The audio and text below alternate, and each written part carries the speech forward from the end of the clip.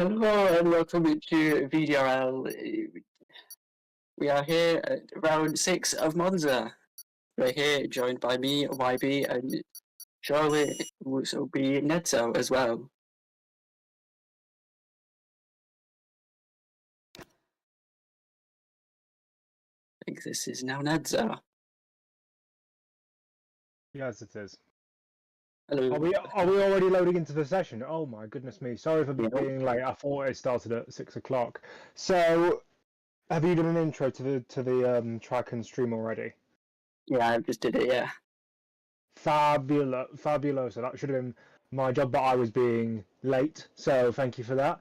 Yeah. So to the entire stream, I'm Nedzo. I'm here. I'll be helping to bring the coverage today from Monza, a circuit that has hosted its fair share of great races in VDRL history. There's been multiple wide finishes. There's been exhilarating qualifying sessions. There's been a lot. So we're going to expect to have even more history created today with a fantastic race around the oldest circuit on the Formula One calendar. The circuit was first held its first race, I believe, in 1921, which is 104 years ago. And that is still not as old as Fernando Alonso, but it's hosted its fair share of classic moments in not just Formula One history, but it hosts other categories such as endurance, junior series, and various other iconic things. It's known as the Temple of Speed, and there's a reason for that because it is the fastest circuit on the Formula One calendar, and it always has been. Regardless of other tracks coming along like Jeddah, like other ones, it's always, even with its two chicanes that really slow, three chicanes, two of them which really slow down the field, it's still a high-speed affair, and we hope to see some fantastic racing as we see the first couple of drivers pull out of the pit lane and get ready for a lap around here. Given the strange, often strange aspects of this game, I wouldn't be surprised if we saw drivers trying to get slipstream off of each other. Here's Kevin on his outlap. It feels good to see him back in a Ferrari again after some of the VDRL anniversary events we did last week. We saw him in a Red Bull. I believe we may have seen him in a Sauber at some points as well. So it's good to see him back in red for the regular season as we see him negotiating the second sector on his outlap. So we are definitely early stages in this weekend, in this race event. But what are your predictions for this race? Who do you expect to be leading the line, and who do you expect to be following behind? Oh, I feel we're close throughout the season, halfway through now. I say we could be a battle between either Kevin or Tiaz. But I feel Tiaz might be able to clinch here. I think it's going to be Tiaz. That is, I mean, the man has got so many pole positions. He's been right up at the front this season. So to say that is not going to be an alien opinion, as we see Kevin come through the final corner. Curva Alboreto, renamed in 2021, I believe, to commemorate the 20th anniversary of one of the most successful Ferrari drivers never to win a world championship. Michele Alboreto drove for the Scuderia between 1985 and 1988, and he won quite a few races for them as well. Came second in the 1985 championship behind Alain Prost. But Kevin is on his outlap here. He is, or on his flying lap, sorry, and he is doing pretty well at the moment. He's coming up to the Della Roggia chicane. He needs to make sure he gets confidently over those curbs, and that is basically what this circuit is about. It's about committing yourself to the slow speed and the high speed corners. Coming through the Lesmo, slightly banked, although not as highly banked as they used to be. And now on to the back straight, coming down towards Ascari. Ascari will be your main point of contention for issues like track limits and for dodgy overtakes, because there are people who try and go side by side through here and it just does not work. But Kevin is straddling the track limits perfectly and gets that done nicely as he's on his way up towards the final corner.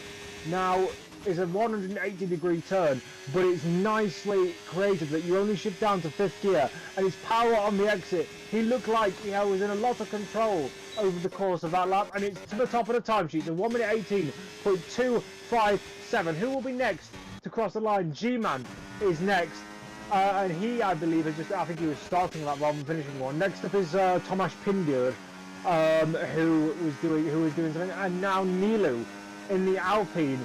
He's been up at the front in the past couple of races, and he's got it up to P1. He beats Kevin by just over 200ths of a second. Then Nico and Froby coming in further behind. Michael Lab, who we've seen coming into the previous races, he's currently on a lap in his Racing Bulls now. Got a tiny bit of slipstream coming up to the line, as is Dylan Koonings, one of our OGs from season 1. He comes up to the start-finish line in 1 minute 19.3 for the Red Bull man. Fastest, is he going to be the fastest? As he decides to, he's in his Aston Martin, he's going to see how to navigate this final corner. Nicely done on the exit, he's got a bit of power to go up to the line, a bit more ERS to squeeze out of that car, and he gets 1 minute 18.5 and actually only goes 3 tenths off of the current fastest time set by Nilo. Tiaz, we were talking about him, YB said he thought he was going to go to pole position. We will see how the Dutchman will fare as he comes up towards the long main straight, 350 kilometers an hour. That is an extremely fast car. Now into turn 1, that's a little bit wide of the apex there, a little bit deep into the corner, and he might be ruining that opportunity there, because he could have gained maybe a tenth more as he straddles the curb going through Curva Grande and now up towards the Della Rocha chicane. He's got a little bit of traffic in front of him. That's one of the McLarens. They shouldn't be a threat. They shouldn't be able to get out of the way. And he's dipped a wheel into the gravel. Tiaz does not look confident with that car. It's just slightly rotating a bit more than he'd want to, I think, and he's making him step out on the exit of some of these corners. You can just see he's not fully committed to the apex. I wouldn't be surprised if he didn't finish in the top 2 here, because that car just doesn't look fully stable. On the curb on entry, misses the apex again. Kevin was so much more confident and so much more ready to take to parts of the circuit. I think he might need to tune his wings down, or maybe play around with the differential settings, because at the moment Tiaz is looking completely out of it. And now I've said this, he's probably going to go to the top of the timesheets, but he comes up to the line. What's it going to be for the Sauber man? P3, I knew it was. I knew something was slightly off for him there. And indeed, only 3rd place. I say only 3rd place. He's still 2 tenths away only from the top of the timesheets. And Remus here, he's got a bit of traffic around him. Luckily, he's not actually on a flying lap, as we see everyone is kind of looking for track position if they're not already on a flyer, as we're in this limbo phase that comes between the first and second runs for most drivers. Let's check. The pole is going to see if he can get on pole here in Monza as he straddles the outside curb coming through Lesmo 1 and into the second part of that circuit, or this section of the circuit. That part of the circuit was actually changed in 1994 following the fatal accidents of Ayrton Senna and Roland Ratzenberger. They wanted to give the track a bit more runoff in some of the faster parts of the circuit, because the Lesmos are 2 of the faster parts of the circuit, because they're not chicanes and they are naturally embedded into the cartography of the Monza region. As you can see, Ruben here, a man who isn't really known for his qualifying pace, but has got a pole position early this year in Jeddah, I believe, and I don't think he's got any other starts from the front here. But here he is on the approach to his lap as he now boosts his ERS. I'm not sure why drivers are boosting their ERS after they reach the line, because you want to start using that ERS as early as you can, because it is more powerful in those lower gears. It's not like it's just magic and as soon as you cross the line you're going to get a boost of speed. You should ideally use it out of the corner if you want to use it at all, as Ruben now keeping that line very close to the inside of Curva Grande there, and through the Della Rocha there. It seems they're all doing that same sort of line. They don't want to go all the way over the curb, but they want to kind of have 2 wheels over it, and he was a bit wide of the apex going through Lesmo 1 and 2 there. So it seems that he was flicking the car to try and get it into the corner, which does give you a lot of initial response. But if you do it slightly too early or slightly too late, it can put you off course and off line for the corner. And I think that's what happened there, and he's got invalid there. He went slightly to the inside of the track limits in Ascari. I said that would be the main place where you would see track limits come to fruition. And, well, YB, do you think we're going to see any more of that? I feel it's going to be a main part of the issue we said before, but I feel a lot more drivers are going to start pushing a lot more to find a lot more time. And I feel we're going to see, I agree, we're going to see a lot more validate on this lap, many more laps. Yep, as Kevin's going to start his run here. And he's going to come up towards turn 1, and we'll just see. He's actually got a much lower top speed than the guys around him. I think Tiaz was topping out around 350. He was only topping out at 340. That indicates he's got more downforce in the car, which will give him a lot more confidence through the second sector especially.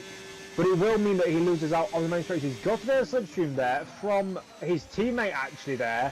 That is Stay Daisy. Now, obviously, Kevin is... he's not really had many supportive teammates, at least not in recent times. So having Stay Daisy literally bring him along when he doesn't have the top speed to match the guys around him, this could be golden.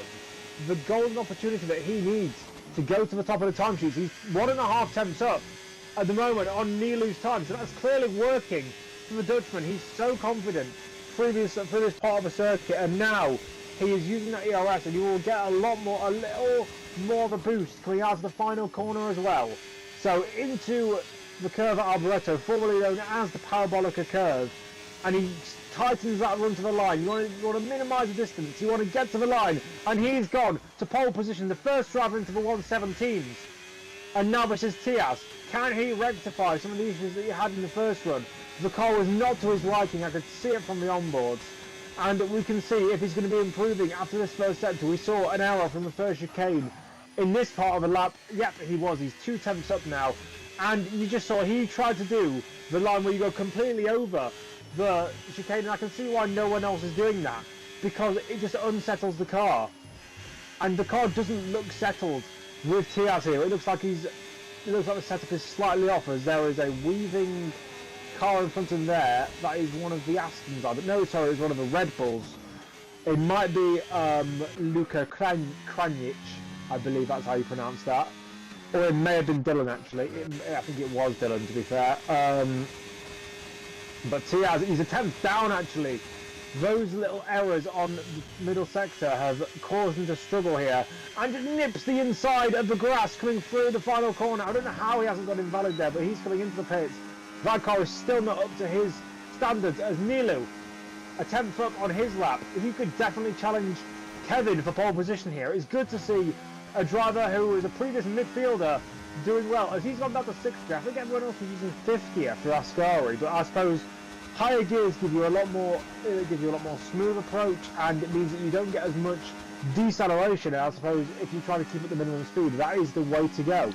But Nilu using the ERS out of the final corner, minimising the distance to the line, and is it going to be a potential pole position here for Nilu? It isn't, but it is very close. That's only 25 thousandths of a second. As I said, fastest circuit on the calendar, and one where probably you have the least difference between the drivers. So maybe we could see a very, very, very close gap between the guys at the front of the pole position. And Nilu's definitely proving himself to be a handy pair of, well, hands in this session. Ruben also, he's not set a valid lap at the moment. You saw him invalidate his first run. It says he's purple through the second sector. I don't know how much I want to believe that, because this game is known to hand out phantom purple sectors. But Ruben definitely looks confident coming into the final corner. He's a lot less aggressive. He's still soaring away at the wheel, making those micro corrections just so he can get the car to the line. And what's it going to be for him? It's going to be third place. It's only an 18.3. There is a stark gap between Kevin and Nilu and everyone else, really. Do you think we're going to see that gap close in the coming 5 minutes, YB?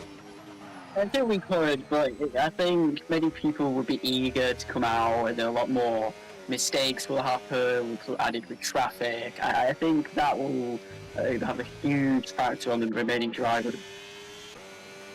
Yep. So we're seeing, I think a lot of drivers are in the pits or gearing up for their final run, and this is just what it's about, because qualifying is a lot of your race, especially what this event will be a massive DRS train. It will be a huge DRS train, and that's what you'll, as a driver, you'll need to try and avoid starting near the back of the field, because if you do start near the back, it's going to be a lot harder to overtake than most other circuits. Although it won't be as bad as the real life around Monza, because luckily it doesn't simulate dirty air in the same way as real life does, because basically the reason why you don't really see many overtakes nowadays at Monza is because the teams run the wings so shallow, and DRS doesn't have any effect, because DRS is most effective when the wing has high downforce, because there's a massive angle between, it's like a 45-degree angle between the wing, the top of the wing and the bottom of the wing. But at Monza that gap is like 5 degrees instead, as ACM goes wide at Lesmo 2. But that's why you don't see many overtakes around Monza in real life, and because they're so aerodynamically efficient that you can't get enough of an advantage in a straight line, you can't get as much of a toe. Luckily in the games, or at least previously on previous F1 games, we haven't had that issue. I'm not sure with the dirty air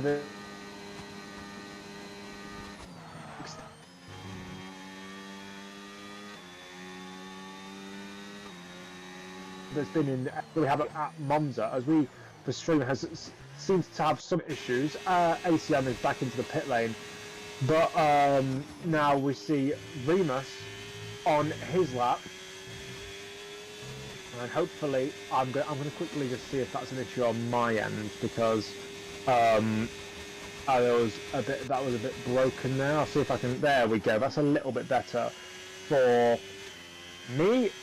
Remus now coming up to finish his run here in the Kick Sauber. Currently only in 17th place. That's a massive improvement, up to 8th there for him. He's decided to go before everyone else. He decided to get the lap in while there's a clean track with no traffic, because everyone will be fighting for track position. Someone who isn't fighting for track position though is Kevin, and he's on his run. He hopes to be able to get pole position here. Well, everyone's going to hope to get pole position, but he's in the hot seat at the moment, 10 thousandths of a second down on his previous best, but that is easily regainable in the following 2 sectors. He just needs to be confident, no errors, and just make minor fractional improvements on his lap from previous attempts. And that was a nice run through Lesmo 1 and 2. He could have maybe got a little bit more of a run through Lesmo 2, but I have a feeling he's going to actually lose out in Sector 2 split here, and he does, but that's because of the great job that Stay Daisy did on his run, and I don't know how that wasn't invalid. That was millimetres away from being invalidated due to track limits, and he's properly pushing the boundaries of what is possible here in VDRL. Is it going to be an improvement for Kevin? He's got one more corner to navigate. He's got 30% of battery to deploy up into the line. He's not deploying it for some reason. I don't know why he didn't, because he's coming into the pit. It wouldn't have been enough. I think through Ascari he made a little mistake, and that stopped him from being able to. Kevin has retired. He hasn't got no more opportunities to try and get to the line and beat anything. Now is Tiaz, who's currently sat in 4th place. He's currently got the same time as Vastus, who's doing a fantastic job in that Aston Martin. Vastus is usually a random midfield driver who we don't expect to do well at all, but he's doing a fantastic job, even outperforming Nico-san, who has won multiple races in VDRL. So Vastus, watch out for him in the race. He'll be a dark horse, unless he's on a qualifying setup that won't be good in the race, as now Tiaz makes his way down towards the second chicane. He's 41 thousandths of a second up. He's going to need a little bit more than that if he wants to get pole position, but he's just gone deep into the gravel, dips his wheels in. It's like when you go to your favourite fast food restaurant and you get a dip for tomato ketchup. That's what you want. That's not what you want to do with the tyres. You don't want to dip your tyres into the tomato ketchup. Other condiments are available: barbecue sauce, gravy, lots of other things are available with that. But Tiaz, 97 thousandths up, even better. It's not going to be enough to go into the top 2, but it is probably going to be enough to go into the top 3 if he can just cap it off with a good final sector here. 20 seconds left to go in the session. You need to get across the line if you haven't already. The only guy yet to cross the line is Dincho, and he's just done that. Nilo has decided to stay in the pit, so Nilo has no fresh tyres, or if he does, he's saving them for the race. Tiaz goes 3rd. That was a much big improvement in the final sector there for the Sauberman. He is only a 10th off of the best, and that's Ruben. Ruben is cruising. Ruben is not actually pushing, I don't believe, because he's only doing 320 down the straights. He doesn't seem to be pushing, because he was very slow on the main straight on the back straight going down towards turn 3 and 4. But we will see what he can do coming down this straight. 320, 330, so he's back up to that good throttle rate that he wants to be at. He's actually 3 temps up, so I believe he is on a lap. Sorry. We'll see what he can do. He's getting a little bit frisky with the extremities of the track there. That dirty air from one of the Red Bulls might have affected him slightly. But now coming up to the final corner, Ruben. We've not usually seen him on pole position. We saw him once at Jeddah. That was another high-speed circuit. Could Ruben maybe do it again here in Monza? He was looking 3 temps up in the second sector. He goes to the pole position by over a tenth of a second. He's well to a 17.8, a tenth clear of Kevin. That's Dincho up to the line. Dincho, he goes 6th, not enough to beat anyone around him, but now the last guy to cross the line seems to be Werner, but I think that is your order for today's race. Ruben takes pole by a tenth of a second. What is it with Ruben and these high-speed circuits? He took it in Jeddah, and he's taken it in Monza by a tenth of a second. That is like 2 temps or 3 temps at any other venue. That was a fantastic job from the Spaniard.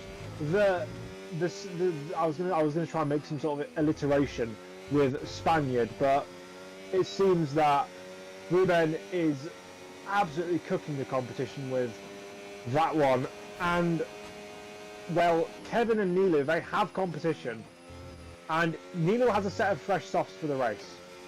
And I'm not sure if he's doing that because he wants to run them in the race. Softs aren't usually a good race tyre on this game, but that was a fantastic qualifying session, wasn't it, YB? Yeah, it was. It had everything. We went right down to the line. So yeah, it did. It did go down to the line. It did go down to the wire, and it did go down to everything as Ruben does take pole position then here in Monza. Kevin takes second, followed by Nilu, Tiaz, Vastus Dincho, Nico Sunrimus, Michael, Tomasz Pindur, ACM, Stay Daisy, Froby, Dylan, Luzcek, Werner, Trat Racer, who is returning to VDR after a long time away, Luka Kranjic, ex-G-Man, and Missio, who didn't set a proper lap time in the McLaren. Let's hope for his sake that he'll be able to do better in the race as we gear up for what will be hopefully an entertaining, exciting and exhilarating 26 laps here in Monza, and it is dry. So what do you think the strategy is going to be, YB, before we quickly get into the race? Oh, I think it'd be. I think maybe start with to mediums, then moving on to hards. Okay, that a medium hard does sound like a safe strategy. I think that because Monza is a high-speed venue and there's not much force being put through the tyres, maybe in the traction zones, we could see someone try a medium soft or a hard soft especially. That's maybe what Nilu's going for, because he saved that set of tyres, I believe. But we are gearing up to what could be a very interesting race here in the land of pizza, the land of speed, and the land of Ferrari. Could Kevin bring the Virtual Tifosi a win and potentially put himself in the same vein as Michael Schumacher or other drivers who have won at Monza? We don't know. What we do know is that VDRL around this circuit produces fantastic races pretty much season after season. Like, if you want to have a box office thriller, you go to Monza in this league, and the drivers will be selecting their strategies, putting their front wings on their cars, putting the tyres on their cars, and preparing mentally for what will be an interesting affair, to say the least, because it will be a slipstream fest, and it will just be about keeping with the main train. You don't have to be the fastest driver, you just have to have a racecraft to stay in second until the final lap, overtake for DRS on the final run to the line, and hopefully go from there. But we are gearing up to what will be the start of this race. You can hear the beeps, you can hear the horns, you can hear the engines. The tones will rise above 13,000 RPM as we gear up to 5 red lights here in Monza. We are go, go, go, go, go. Who gets the best launch up the line? I think that Ruben has got it. There's some damage in the background as Vastas has been taken out there, I believe. But Ruben has kept his lead going into turn 1. But I think that is one of that is Nilu trying to go around the outside, and Nilu's got him. Nilu's got him.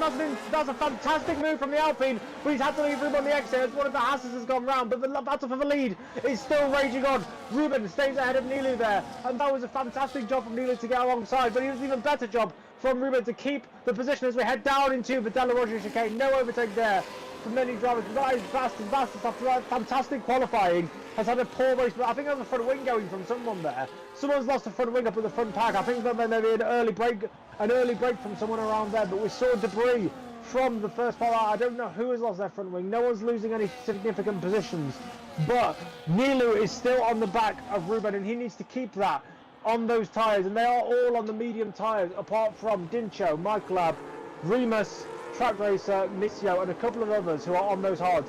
The big gainers off that start. Missio went from last up towards P14, great job from him, as well as Track Racer and G-Man. But up at the front, the two V-Carbs, or Racing Bulls, did a fantastic job, while Nico-san just picked up the pieces from where his teammate Vastas went off. And that is such an unfortunate thing for Vastas.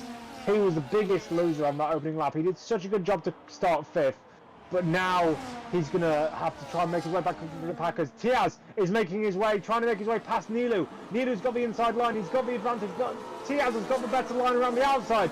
Nilu can't do what Ruben did to him, and he's falling through this pack. That is not what Nilu would have wanted, and now he's searching for a gap behind that Sauber.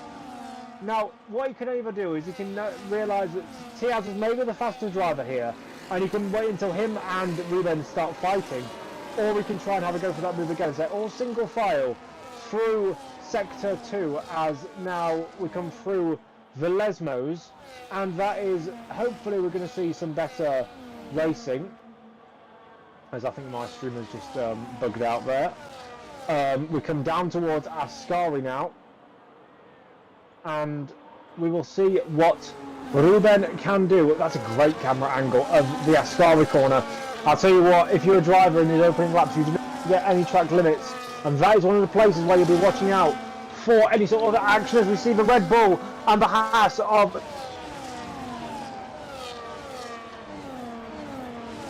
go side by side there, and that was a move for the minor positions, as now the stream seems to have gone completely blank for me, and now it's back on. I'm just going to quickly see if that's an issue from my side. There we go, I've just turned off full Wi-Fi on one of my devices. Hopefully that should make streaming a little bit better. And now we see this battle as G-Man and Dylan fighting over the wooden spoon that is 17th place. But it's still a good scrap.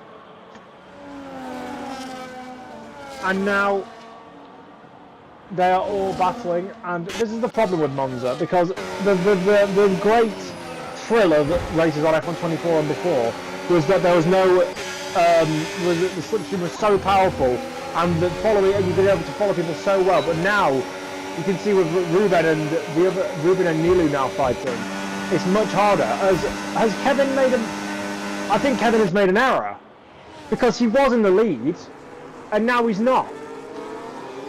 So now Nilu's back up to second, and sorry, no, Ruben I'm talking about. Sorry, no, Ruben. Yeah, Ruben's made an error, because now he's in 3rd place, and Nilu and Tiaz have moved up a position. So now Nilu is fighting for the lead with Tiaz. Sorry, I didn't see that. I must have just not seen it as it happened.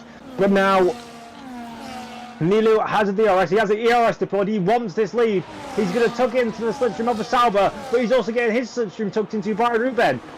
He's not going to send a move into turn 1 just yet, but he's going to try and get past that Sauber. This is the problem, as I said, with Monza. I think they have probably made it so that the slipstream affecting around Monza isn't as effective, because in last year's game he would have been flying through on that straight.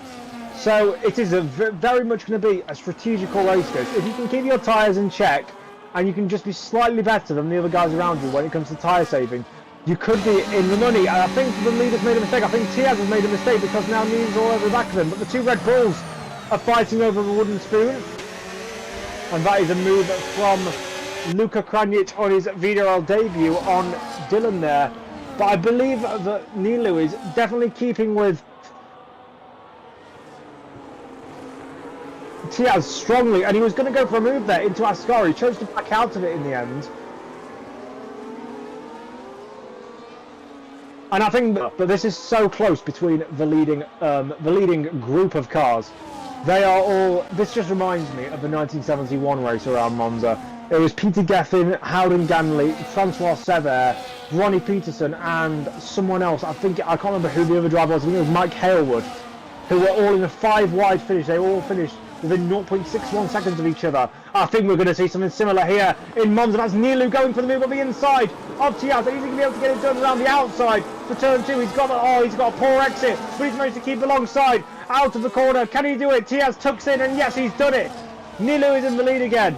He was pushing and challenging for that since the start of a race, and now he's made the move past Tiaz into the prime position and the lead of this race. Most importantly, that was a fantastic job from Nilu there in the Alpine. And further back, we're seeing Stay Daisy trying to overtake Tomasz Pindia there for 10th place. Nicely done there for him. And Nilu is pulling out a nice little gap on the guys behind. 6 tenths. Now, obviously, 6 tenths will just get crushed by the DRS on the main straight. But if he's that much quicker than those guys around him, they need to watch out, because he is clearly pushing hard. And the only negative to that could be his tyres could burn out quite quickly here.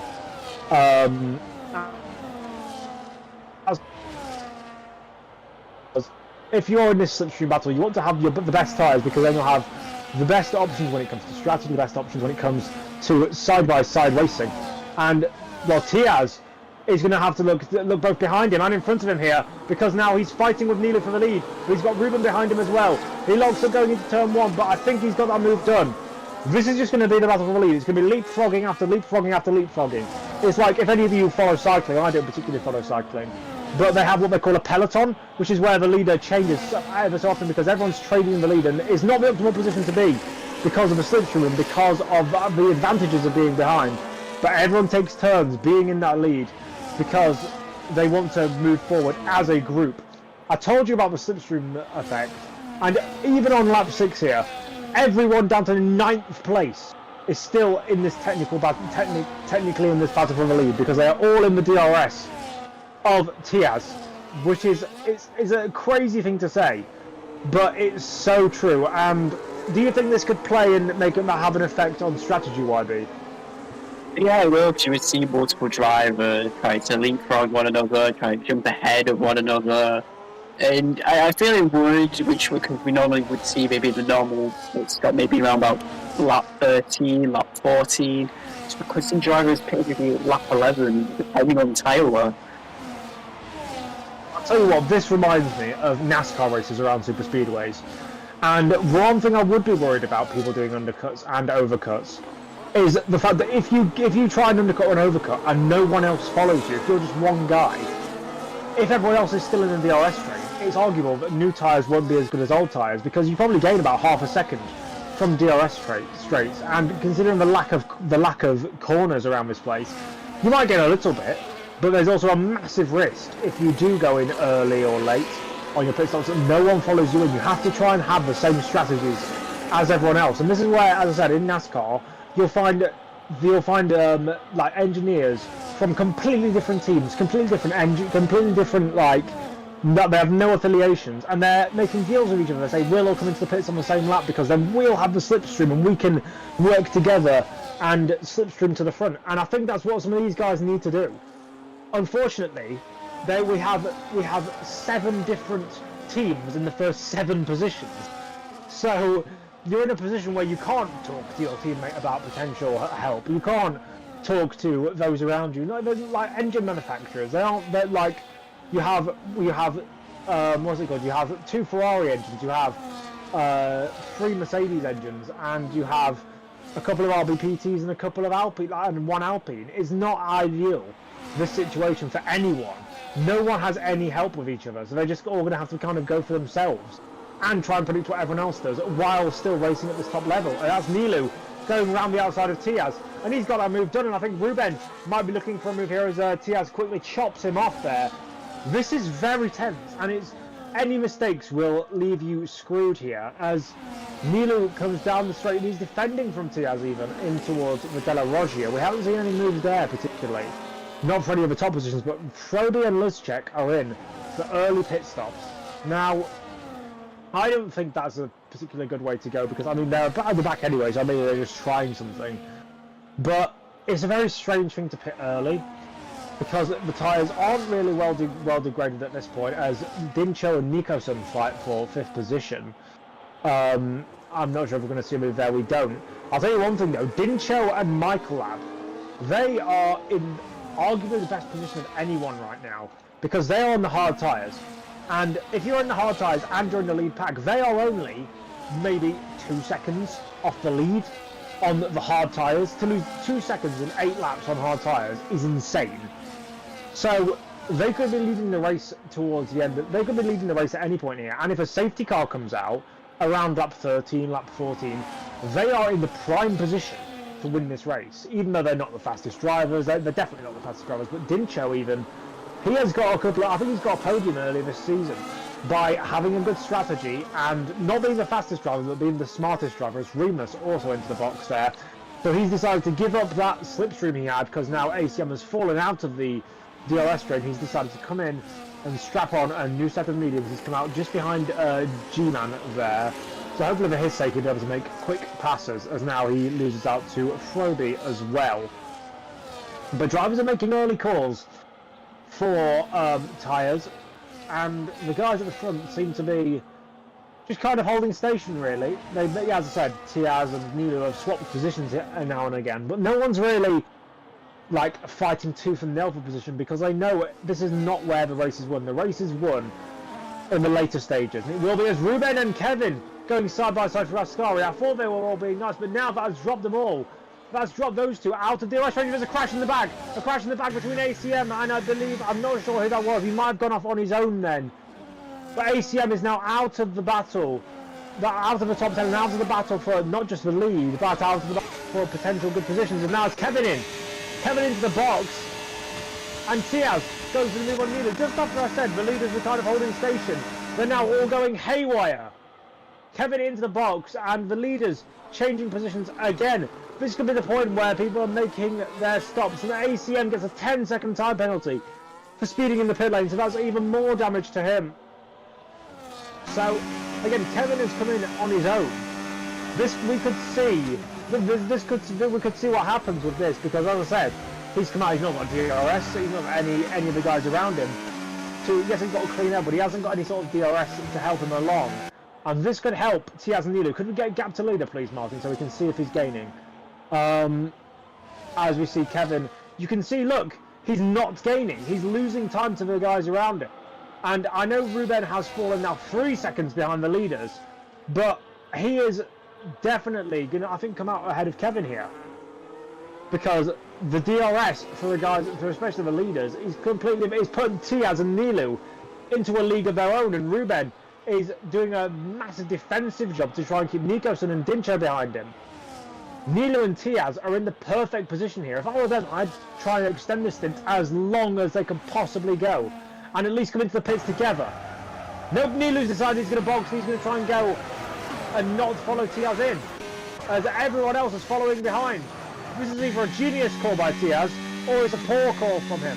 So, YB, who do you think's in the right here? Do you think Tiaz is in the right for going longer, or do you think the behind? I think we like the clean air. I think Tiaz might be in the right call, but we'll have to see which later stages and everyone else behind, like Nilu, or depending when Nilu comes out, we'll have DRS advantage. I think Tiaz might be trying to extend his stint, I think. Yeah, he is. He definitely is. I'll tell you what, Kevin has got quite far clear of Ruben. So, initially it didn't look like those newer tyres were good. But now, it seems that Kevin has got a nice gap over Ruben. He's slightly outside of DRS range, is the Williams. And now Tiaz is going to be licking his lips, or he's going to be seeing what he can do on this in-lap, because the guys behind him, they are catching. They are definitely catching, and Nilu could be in a position here to take a good lead. As also, yeah, Nilu, I suppose though, is stuck behind XG Man as almost on the main straight. Wasn't the McLaren who's retired? That's Missio who's retired, and Tiaz has got a safety car, and he can pit underneath a safety car, and he's got a massive advantage here. So is Dincho, so is Michael, so is Track Racer, but they're all on the hard tyres. There's no way they can take mediums to the end, surely. If these leaders are coming in after 11 laps, there's no way that mediums can last 17 laps until the end. Luka Kranjic comes into the box. This could cause a lot of problems here. Because Nilo and Co, they might come out in second, but if they don't, they're going to be in major trouble. Tiaz is going to come back out in the lead. I think we all knew that was going to happen. But who's going to come out in second? It's Dincho. Dincho is going to come out in second place, and he's gone on to another set of hards.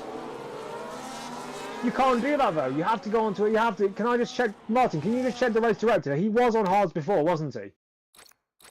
He was. You can't do 2 sets of hards. He has to pit before the end. I suppose his idea with this is he's not going to get mediums to the end no matter what he does. So he may as well go for hards and then wait for another safety car.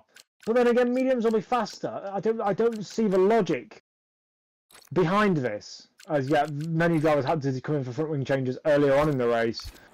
But the drivers in the prime position here are Tiaz and Nilu.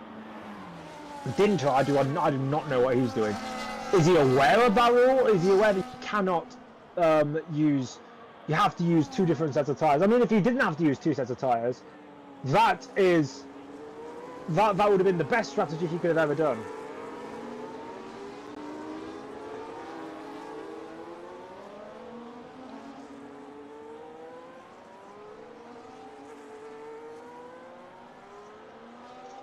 This is such an odd way. What do you think of that, YB? I agree with you. It's strange. I would think at least going to mediums and try and see if you go for the rest of the race. But again, I didn't think you could go from hard to hard. And another thing I forgot about is promotions, because we are underneath the safety car. We have many social media to promote. So we, as a league, VDRL, we are fantastic, and we're not just here on YouTube, which is where we're streaming this. We have our own Discord server, which is where we coordinate all the races, which is how you can join the Discord server with the links in the YouTube, I assume the bio and in the chat.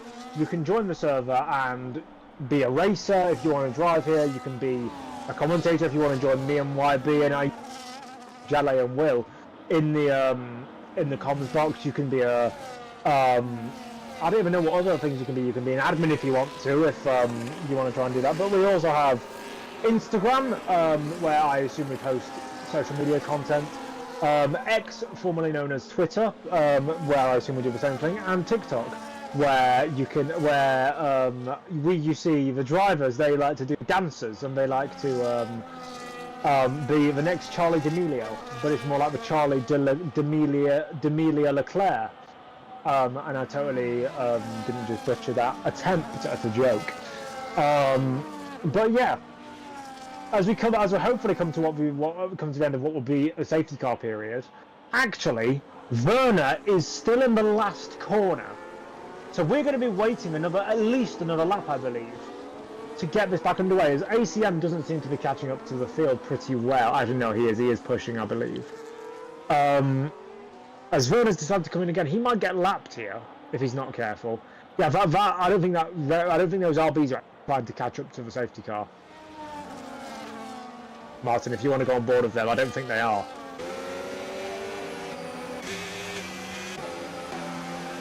But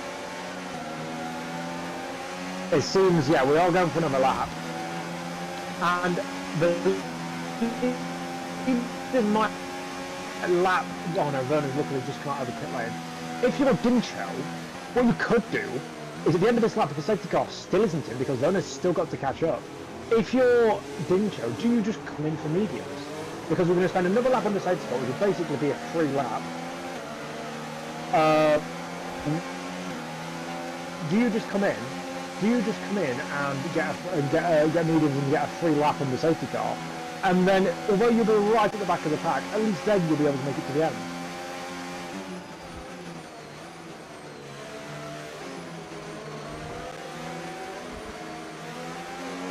So this is a dichotomy that you've got with Dincho.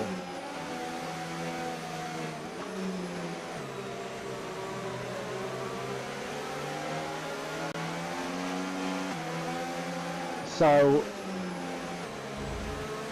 we are on lap 14 of 27. We still have Vernon to catch up. Now, will we still get the safety car coming in? Because there is a point where the safety car has done too many laps and it can't stay out any longer.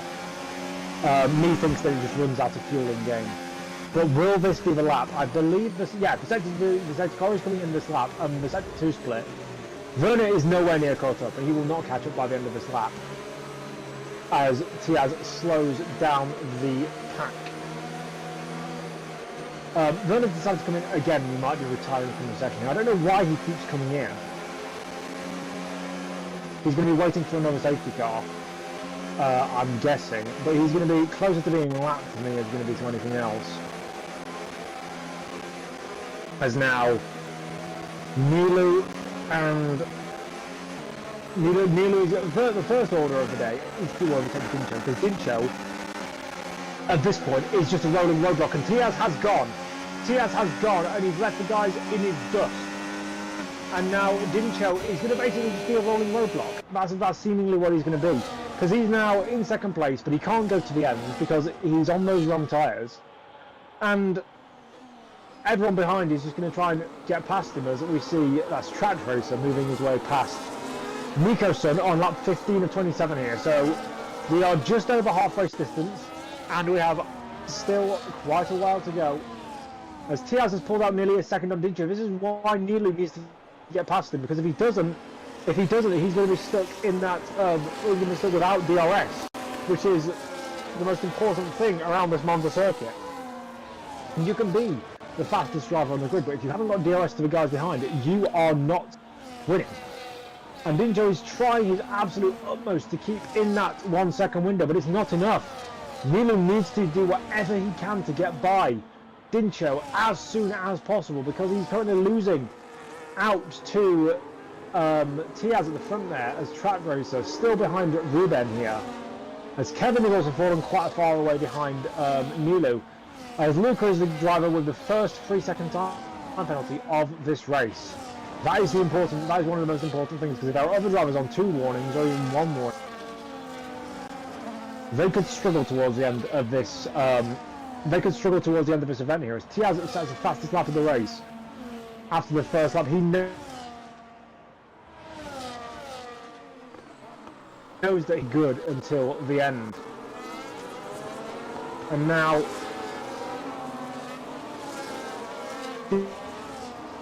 Dincho's got back into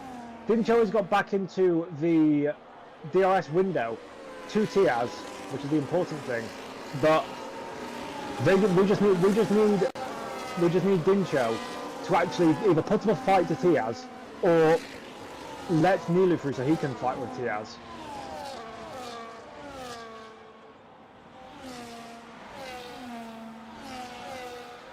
This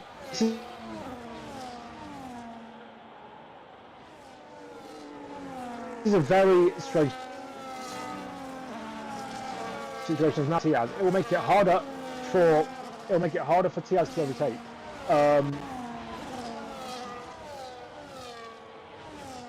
If it didn't, it'll make, but it will make it even better for the lead.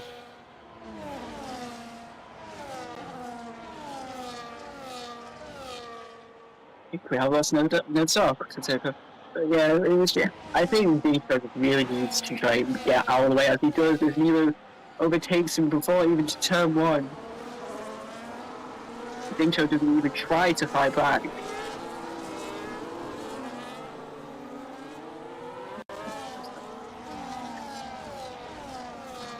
I'm now back in the commentary box as I attempt to fix some technical issues. And now Nilo has finally got past Dincha. That's a crucial thing for him now. He's now ahead of Dincha, but he's outside that 1 second window to Tiaz. He needs to get back into that as soon as possible. It doesn't matter if it burns up his tyres. It doesn't matter if he makes mistakes. He needs to get back into that 1 second window as soon as possible, because if he doesn't, he is going to be a sitting duck for the guys behind, and he's not going to be able to catch up to the rest of them. So he needs to work hard to get back into that window. He's only a couple of hundredths outside of that window, but he needs to work hard to get back into it. He's losing a bit of time on the entry to the corners, but getting it back on the exits. And that's the crucial thing. He's not getting anything down this minute. You can see his red light is flashing. That means he is using his ERS to try and get close. But it's not enough at the moment. He needs Tiaz to make a mistake. He needs something to happen. He needs something to happen here. And it's currently not happening for him as we come towards the end of start of lap 18 now.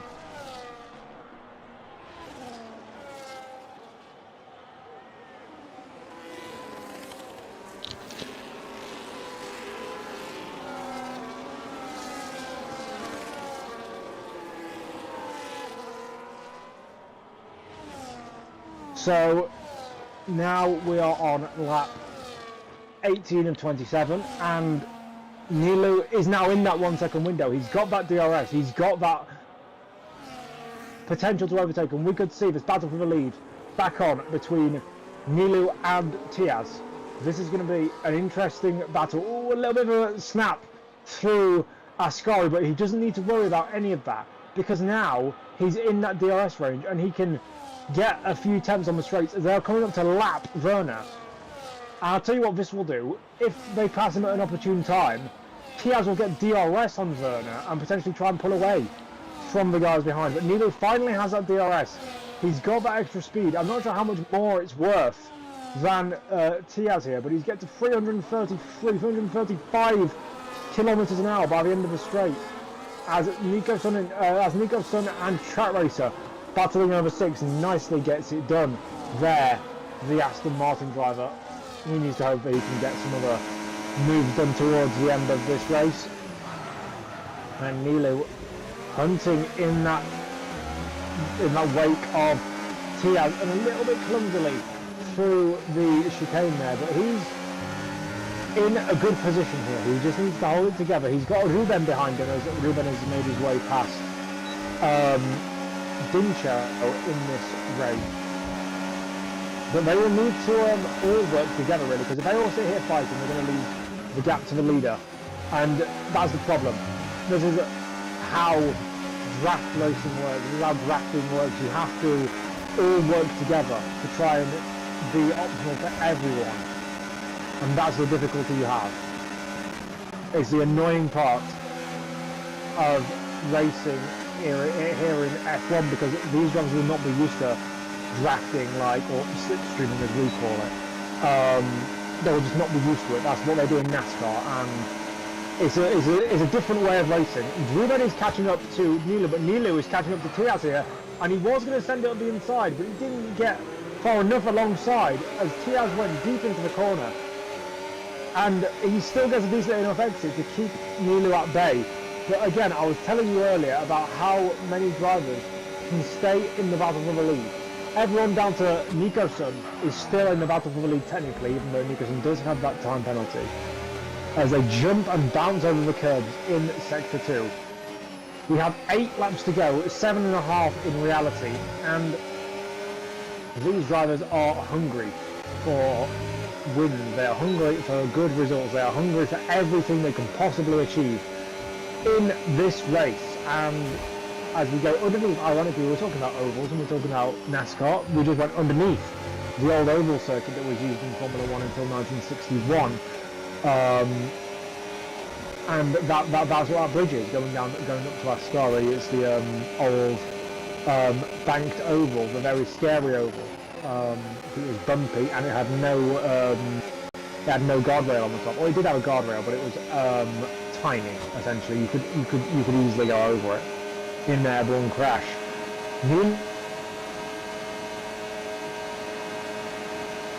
On Tiaz as much as Ruben is gaining on him as we come down towards turn 1.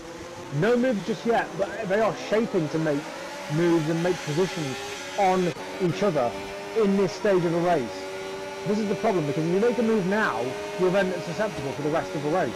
But if you don't make a move now, and there's a safety car or there's something else, you can see the entire complexion of the race fully change. And that's the issue you have. We have 7 now, or 6.5 laps now remaining in this race.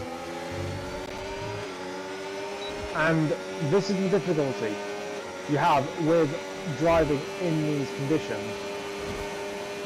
We want to see overtakes, we want to see drivers fighting tooth and nail. But if there's no reason to, then why would you? As Ruben is starting to fall behind Nilu and Tiaz. Has he kept those tyres in check, I wonder? Has he kept those tyres in good condition? Because if he hasn't, he's going, oh, his Remus is out. Remus has crashed at Ascari. I was talking about a safety car, and now we've got one. Tiaz is into the box. So is Nilu.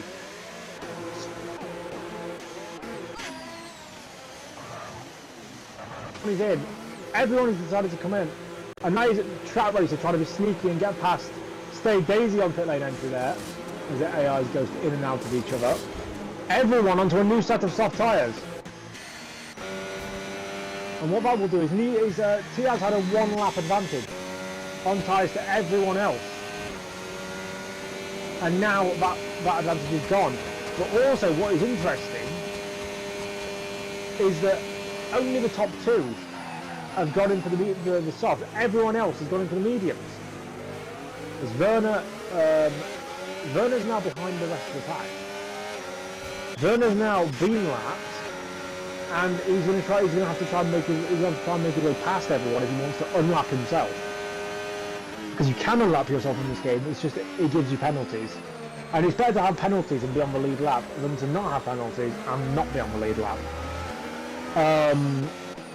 So some people are on softs, some people are on mediums. Obviously the softs will be better out of the gate, but it's whether they will destroy themselves after a couple of laps. The thing is, this safety car is going to be out for at least a couple more laps, because there are still people in the box and there's still people who have to catch up. I think we're going to be at least lap 24 until this race gets properly back underway.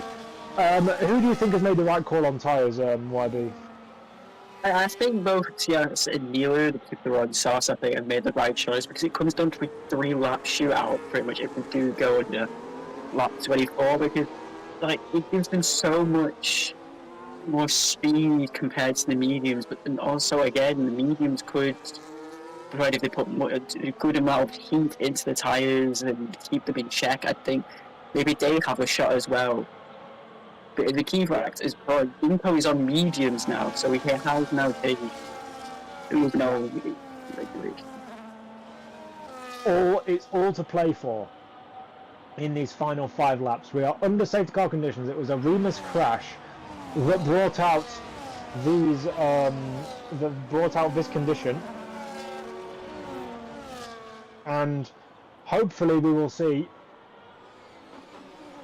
some racing, some fighting, some battling as Dylan gets a penalty for speeding in the pit lane. I'm not exactly sure why.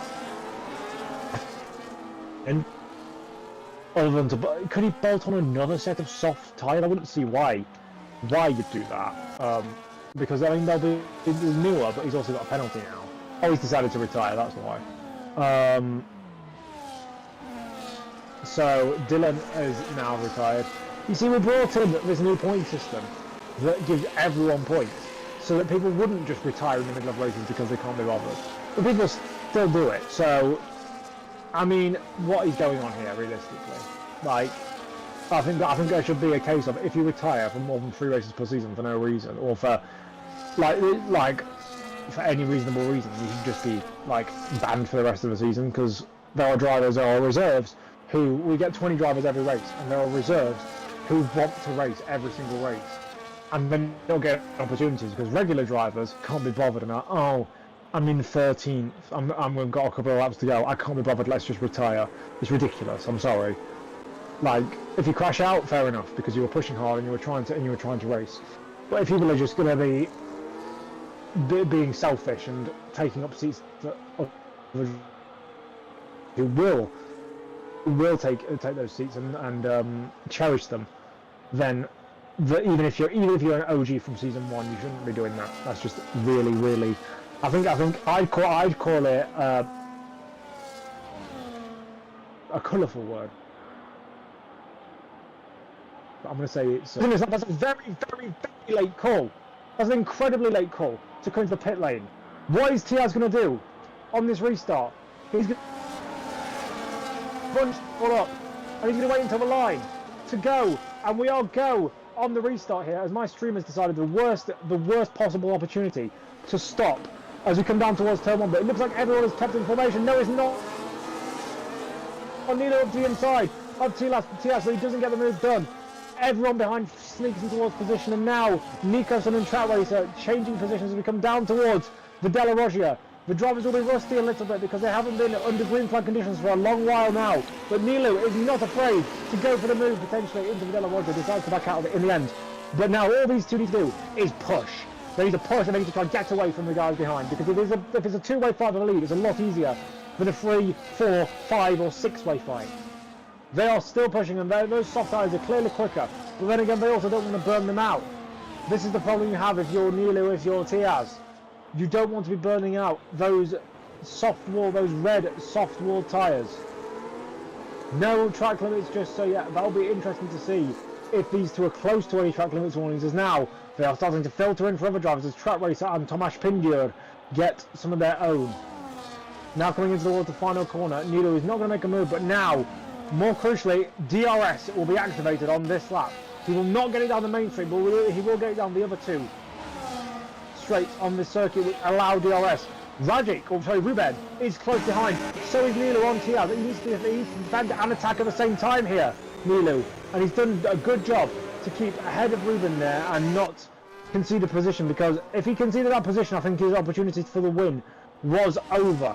He's still in that window as Kevin is in no man's land a little bit here. He's not as quick as Ruben, Nilo and Tiaz, but he's quicker than Dincho and Nicoson. So he's in that no man's land where you can't really see him making up any positions. That's a problem he's got.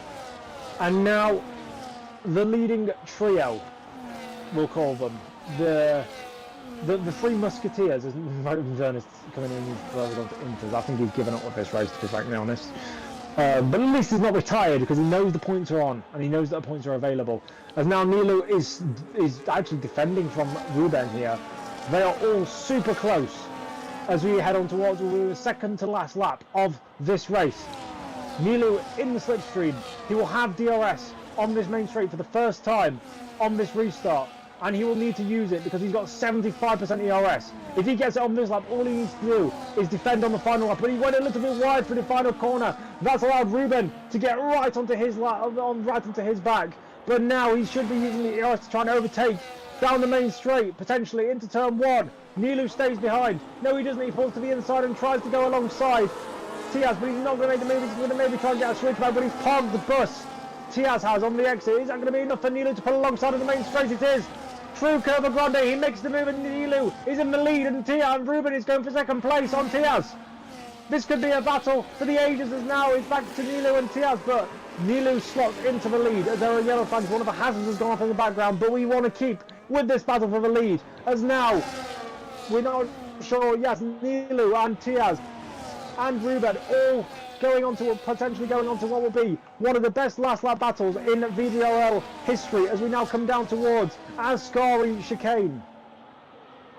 Nilo leads Tiaz, leads Ruben. You've got a driver who's never won before. You've got a driver who came onto the scene and instantly started winning. And you've got one of the OGs of the league who has done everything and more in this league, who is gunning for his 6th title to equal Kevin's record, while Kevin himself is sat in 4th place on his lonesome. But we are coming on to the last lap of this race, and hopefully we will see some of the best racing you've ever seen in VDRL history. Down the main straight we come now, and it will be all about, will Nilo be able to keep this before we get to turn 1? Will there be any moves? No, Yes, sorry. I was coming back onto the stream because I was having connection issues, and Tiaz has finally made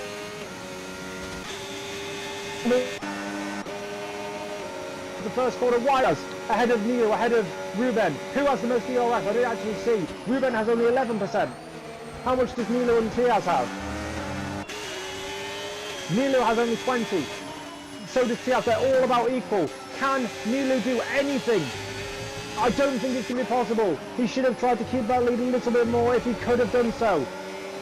But Ruben is close behind the back of Nilu, and Nilu is close behind the back of Tiaz. Can Nilu do something into Ascari? Can he do something into the final corner, even on this circuit, on this race? It's not going to be enough. He's going to try and get to the inside. He didn't make it. There was contact between the two drivers, and that could allow Ruben to try and get second here. But now they're going to be using all of their EOS down to the final corner. Ruben is trying to pull alongside Nilu here to the inside of him. So Tiaz is pulling away at the front, and Nilo and Ruben fighting side by side for second place on this final lap.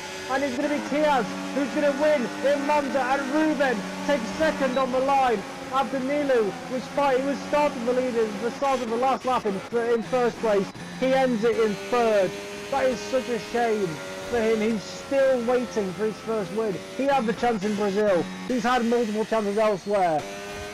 And this time, you can't really say he bottled, but maybe he should have been a bit more clever defending the line into turn one or down the main straight. He could have been a bit more tactical with the way he drove, because that was a fantastic battle for the lead. Kevin did come home in fourth in the end, didn't show with a reasonable fifth place position, and stayed Daisy, Nico Sun, track racer, Luka Kranjic, Tomasz Pindur, Froby, ACM, Vastus, Lizchek, Michael, G-Man, and Werner will be your final finisher in this race, a lap down.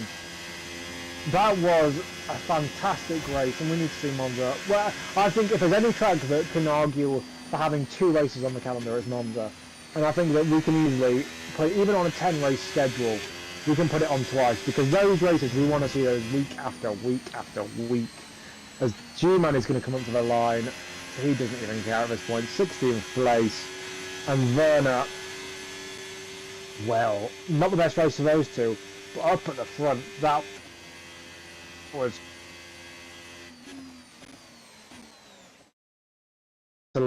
for the leading. It was a trail at the end. It was a septet at some points, 7 drivers fighting at some points, but in the end, I mean, Tiaz has been dominating this season in terms of the win totals. He's been doing so well in terms of how many wins he has.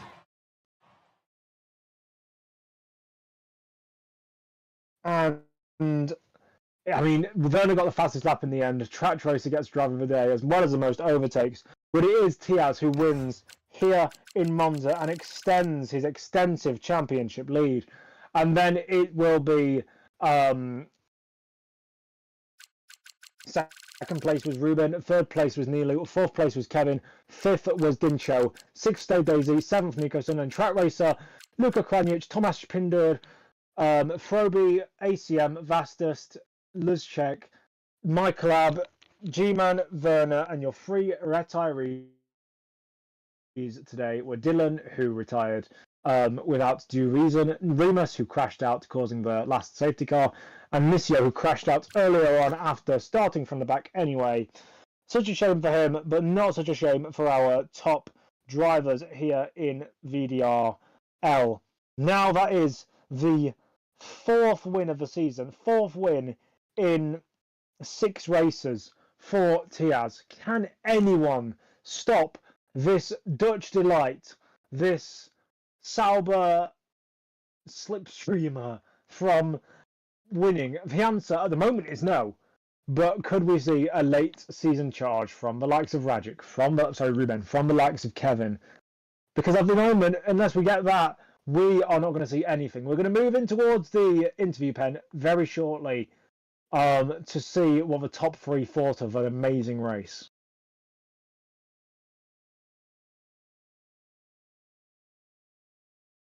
And now we are here in the interview pen. We have our top 2. We are just waiting now for Nilu if he's going to join. I mean, if I lost the lead on the final lap after having done such a good job, I probably wouldn't join either. As Nilu, it is now confirmed that Nilu won't join, so we can move to our second place man, the man who he's trying to win his 6th title this season, but someone is being a thorn in your side. Tell me what your race was like from that perspective, then, Ruben.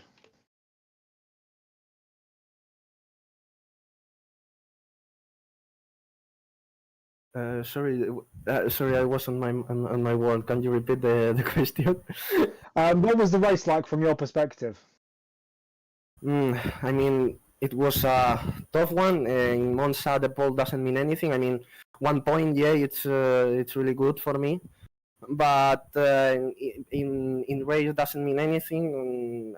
From my point of view, I made a mistake touching the grass on the second chicane, and then the 2 lap before I pitted, I had a huge lag, and then he got me like more than 1 second off the 2 guys in front, Nilo and Tias, and then I just decided to go to pit 1 lap later, and then Tias was lucky there, getting a safety car in the Parabolica, just in there he got him. So I mean, he has been lucky, and then he won, and I'm not saying he won because of that, but it helped him a lot, and also his pace. On the last restart, you went for mediums, and Tiaz and Nilu went for the softs. Which tire do you think was the best, looking back on that? I mean, looking on that from my perspective, soft died too quickly, and I thought that the last laps were going to be good for the mediums, and but it wasn't that much difference between them, and I have to add a thing. I don't know how Tias can have that battery. I mean, sorry, but I don't understand how he can have that, because his light that wasn't going on red at the last 2 laps, only in the turns. That's it. And I don't know, I was doing the same with nothing in medium. I wasn't using a lot of overtake mode, but I don't understand that, to be honest. Speaking of TS, he's now won 4 of the first 6 races of the season. Do you think that you can get your elusive 6th title and equal Kevin this year, or do you think that this could be the point where you hit your ceiling, just like Kevin did those seasons ago? Maybe this season is the point. I mean, there are still a lot of tracks in the calendar, and my problem is that I have 1 less than Tias. I don't know if Tias will have a less, but I lose Qatar, as I said before, and then I had to secure the championship before that, and it's really difficult. So to be honest, the mistake I had, it wasn't my bad luck, but the bad luck I had with the lag, and if it continues for at least 2 or 3 tracks more, it's gone for him. It's due for him. That is some very damning indictments there from our 2nd place finisher and our former 5-time champion. But we will move to the man who has, well, I wouldn't say exceeded all expectations, but he's definitely put on an absolute stormer in the first 6 races of this year. Tiaz, tell us how you handled that race and how you've got your 4th win in 6 races. Mate, I was honestly so surprised with how well it went. Like 5 minutes before the race, I got home from karting, and everything felt so weird in quali. That's why my first laps were so awful. Like, I don't know, everything just felt weird. But in the race, I got used to F1 again, and I don't know. I think my pace wasn't the strongest, but it was definitely not bad, and I felt like I handled the battery and management really well. Obviously, I'll ask the same question I asked to Ruben. You went for the soft tyres along with Nilu on that last restart. Oh my How god, bad were massive delay. those at the end? And in hindsight, do you think Oh you would my have still God, won if you'd massive have been on the delay. mediums? I honestly have no clue which one was better. I was kind of panicking, and after the race, I still don't know which was better. I feel like they were kind of the same. Okay, well that's a very concise answer. And again, another question about championship form. Obviously, this is your 4th victory in 6 races. You're pulling out a massive gap in the drivers' championship. Do you see any weak tracks, anything that can stop you in the next races and stop you from taking your first VDRL crown? Wait, let me take a look at the calendar.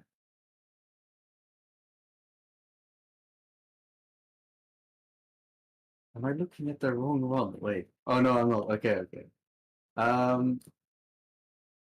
I think Austria will be bad for me, and maybe Singapore, but that's kind of it. I feel like I have a very good shot at winning this. That is a very interesting statement from our championship leader, our winner, and our just one of the standout figures of VDRL this season. I hope you enjoyed watching what was a fantastic race around Monza. As I've said, I think we need to have multiple races around here per season because it would just provide great entertainment and great action for all involved. But I think that will conclude our stream today here in VDRL. Tune in next week for the race around Monza. We've just had Monza, Suzuka, where we will see the drivers do battle and hopefully produce some great entertainment just like this week. But without further ado, I'm Nedzo, and I'll see you all later. Bye!